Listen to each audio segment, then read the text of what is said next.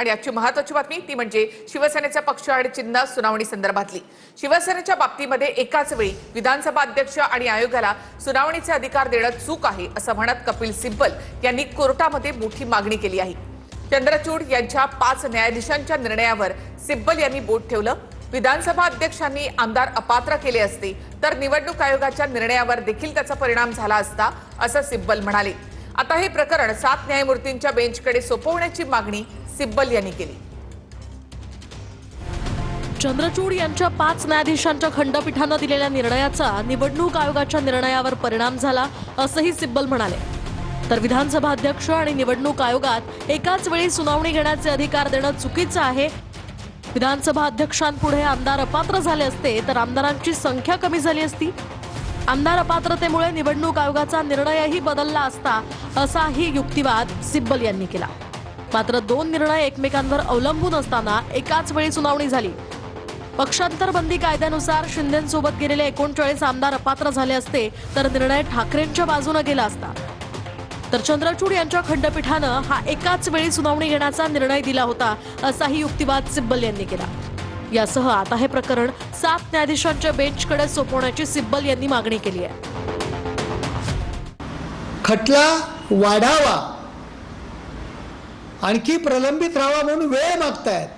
7 न्यायाधीशांचं घटनापीठ निर्माण करा आणि त्यांच्याकडे तुम्ही हा खटला सुपूर्द करा अशा पद्धतीची वक्तव्य करता, जेणेकरून या खटल्याचा निकाल लागण्याकरता विलंब लागेल आणि त्यानंतर पुन्हा हे रडायला मोकळे, सकाळी भुंकायला मोकळे।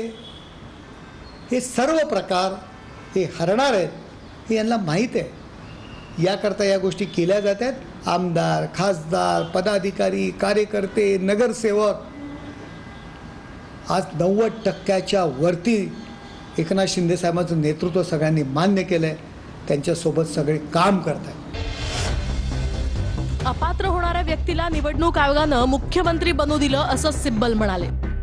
यासह शिंदेंना मुख्यमंत्री पद दिल्यानंतर बऱ्याच गोष्टी घडल्या।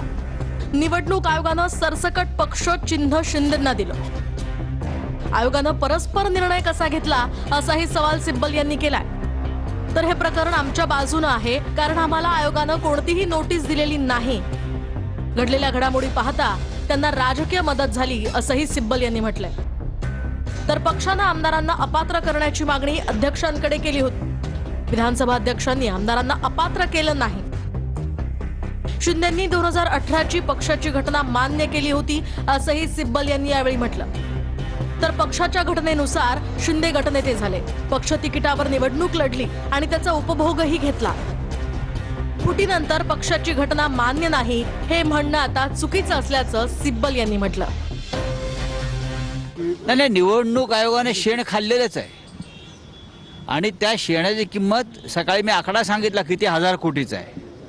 हा भ्रष्टाचार आहे फार मोठा, देशाच्या संविधानावरती हात ठेवून केलेला हा भ्रष्टाचार आहे। मी तेच म्हणतोय की पूर्णपणे बेकायदेशीर एक मार्ग, हा बेकायदेशीर मार्ग त्यांनी तयार केला।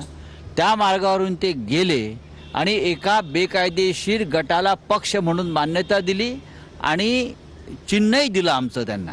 निवडणूक आयोगाचा निर्णय हा आधीच ठरला होता, तो निर्णय ठरावा यासाठी फार मोठं षडयंत्र रचलं गेलं आणि निवडणूक ठरल्यावरती हे लोक गुवाहाटीला गेले। निकाल आधी ठरला आणि नंतर हे लोक गुवाहाटीला गेले, हे तुम्हाला